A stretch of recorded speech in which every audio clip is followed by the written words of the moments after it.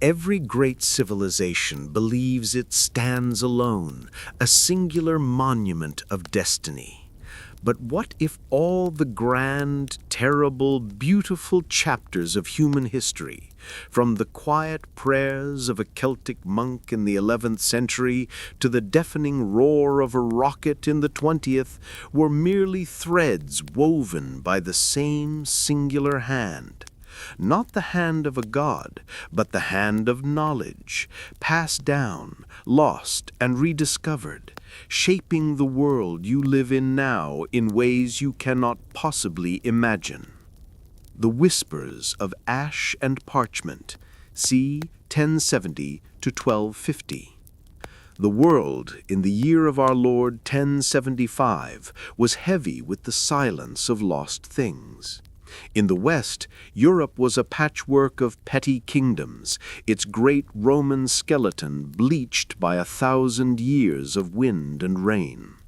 The wisdom of antiquity lay scattered, a scrap of Aristotle here, a fragment of Euclid there, guarded by the few who still knew how to read the ancient Latin and Greek. In the misty heart of Ireland, at the Abbey of Kells, Brother Kieran felt the chill of this silence in his bones. Kieran was not a warrior priest, but a scribe. His world was the precise scrape of his quill on vellum, the vibrant crush of lapis lazuli for blue pigment, and the dizzying, intricate knots of Celtic design that filled his illuminated manuscripts. Yet his soul craved more than decoration.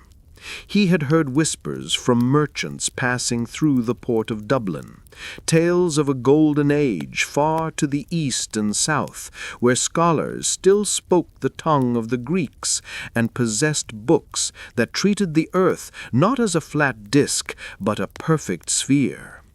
One brutal winter, a battered ship from the Byzantine Empire, a Greek vessel, was forced to shelter in the nearby bay. Its cargo was mostly silk and spices, but among the personal effects of its ailing captain, Demetrios, was a small, lead-cased scroll. Demetrios, seeing the hunger in the young monk's eyes and knowing his own end was near, gifted the scroll to Kieran. It was not a holy relic, but a treatise on astronomy, penned in a language Kieran barely understood, Arabic. It spoke of mathematical models more precise than any he had known, of stars mapped with unsettling accuracy, and of an astrolabe, a tool that could chart the heavens and navigate the seas. Kieran's life became a 10-year-long secret mission.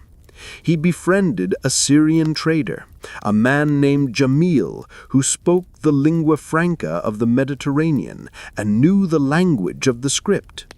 Slowly, in the flickering light of his cell, the two men painstakingly translated the text, line by broken line.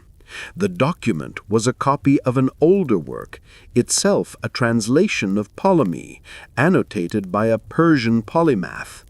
It was a single, fragile thread connecting the Abbey of Kells to the dazzling intellectual centers of Baghdad and Cordoba.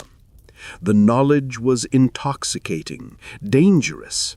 Kieran learned of geometry and trigonometry far beyond the limited scope of his monastic education. He realized the real threat to his world was not invading armies, but ignorance. This single scroll held the key to navigation, to accurate calendars, to a deeper understanding of the divine order.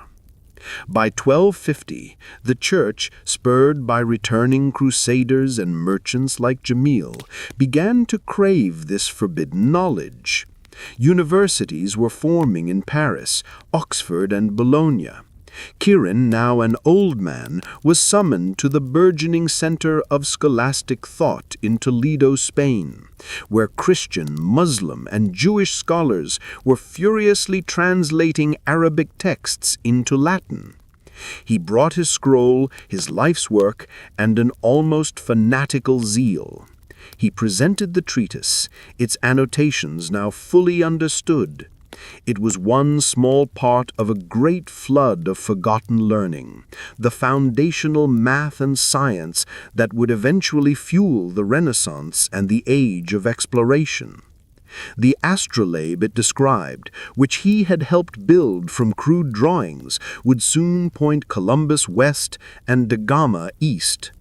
Kieran died an obscure scholar, but the invisible thread he clutched, the single scroll of rediscovered mathematics, was now woven into the loom of Europe's future.